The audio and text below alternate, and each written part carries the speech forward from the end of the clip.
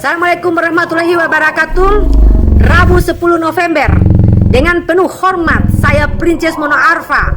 Saya dari Sulawesi, perwakilan dari bagian masyarakat Indonesia, hadir menyuarakan di hadapan DPR RI untuk menyampaikan aspirasi rakyat yang sedang terpuruk dan menderita, dan mendesak kepada Bapak Prabowo dan kepada DPR RI. Demi keadilan dan transparansi, kami juga mengharap dukungan dari Bapak Prabowo untuk memperjuangkan tuntutan ini bersama saya dan masyarakat Indonesia. Tuntutan saya atau tuntutan kami yang selama ini, segera sahkan RUU perampasan aset untuk memberantas korupsi dan mempersempit ruang gerak pejabat nakal dalam dinasti politik dan oligarki di DPR RI dan kepala daerah seperti Dr. Trianto Bialangi, mantan napi korupsi alat kesehatan yang merugikan keuangan negara yang terjadi di dalam provinsi Gorontalo dari perwakilan Partai Golkar.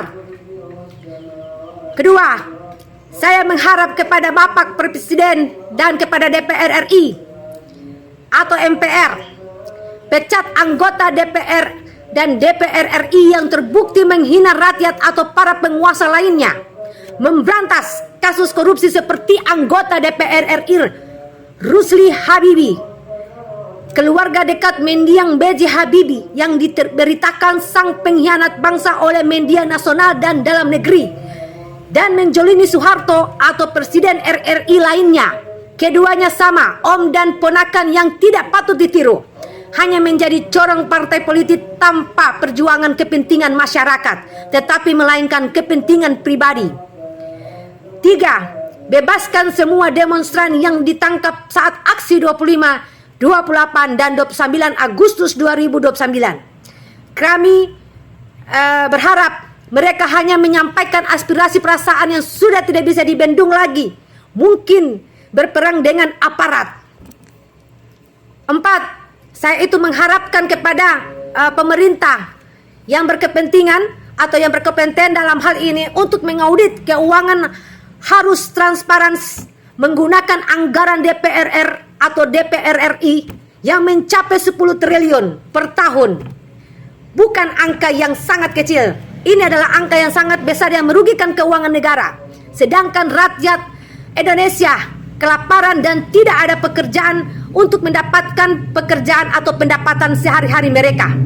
Dengan pemangkasan anggaran ini tidaklah penting bagi seluruh rakyat Indonesia atau kepada DPR RI, karena hal ini sangat merugikan. Kelima, turunkan gaji dan tunjangan anggota DPR agar maksimal hanya 9 kali UMR dari keterbukaan pendapatan dari UMR, besaran UMR ya, pendapatan besaran UMR. Terus saya harapkan juga terapkan Key Performance Indicator atau KPI bagi setiap anggota DPR RI sebagai standar kinerja yang terukur. Terus saya mengharapkan juga tuntutan ini audit secara keseluruhan terhadap BUMN, memastikan keuntungan yang jelas dan bukan peluang IPO atau kerjasama dengan swasta untuk efisiensi.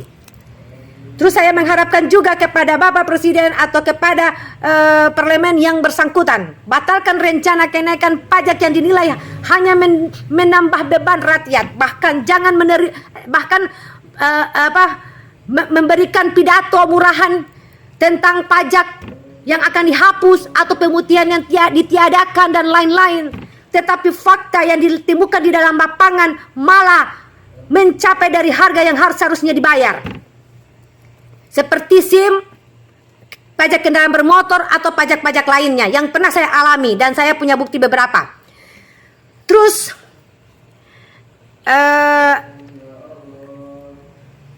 di lapangan itu sangat beda dengan pidato-pidato yang disampaikan oleh pejabat. Bahkan ditambah dengan biaya-biaya yang dibuat-buat dalam kebijakan menyiksa rakyat, khususnya ya, menyiksa rakyat yang sangat kurang kurang pantas bagi rakyat yang terpuruk.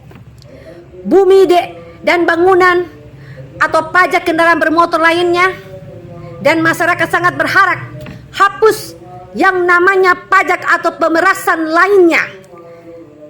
Pajak yang bermodus pemerasan yang bermodus pajak atau ancaman apapun dalam pajak. Jangan ada kata lain yang terselubung pungli di dalam perpajakan.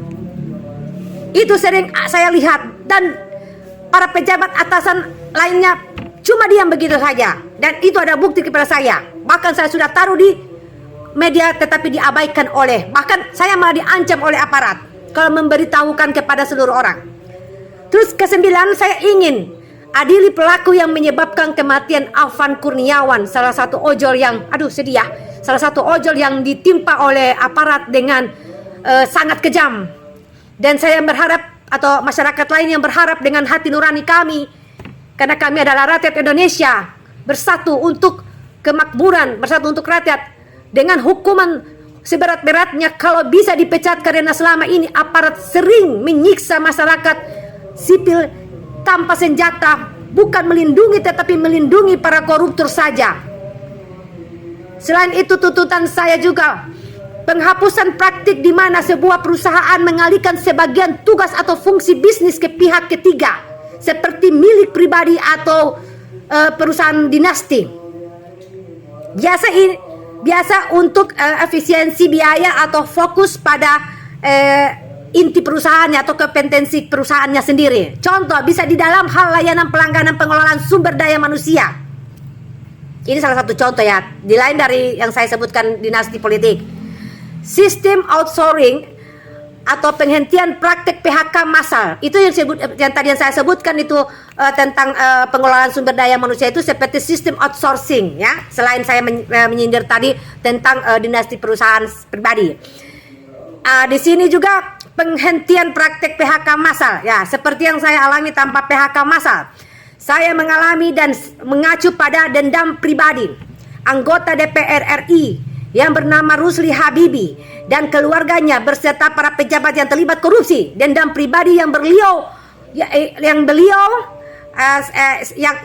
lakukan, yang saya alami tanpa kesalahan asli, namun sebuah rekayasa BAP palsu BP53 cuma karena memiliki masalah keluarga dengan sang pejabat. Saya dipecat tanpa salah, tanpa melakukan kesalahan. Bahkan kepegawaian pun bersatu untuk menutupi hal ini, menutupi kejahatan, bahkan menutupi korupsi tersebut.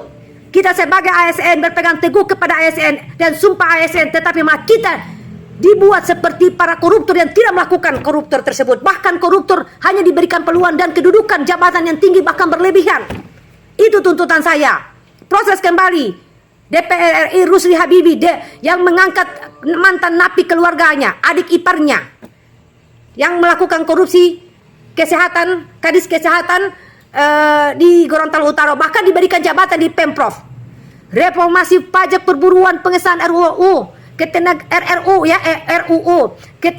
ketenaga kerjaan tanpa skema omnibus laws ya. Ini yang saya sampaikan, pengesahan RUU perampasan aset serta revisi RUU pemilu yang banyak sekali merugikan keuangan negara di dalam pemilu.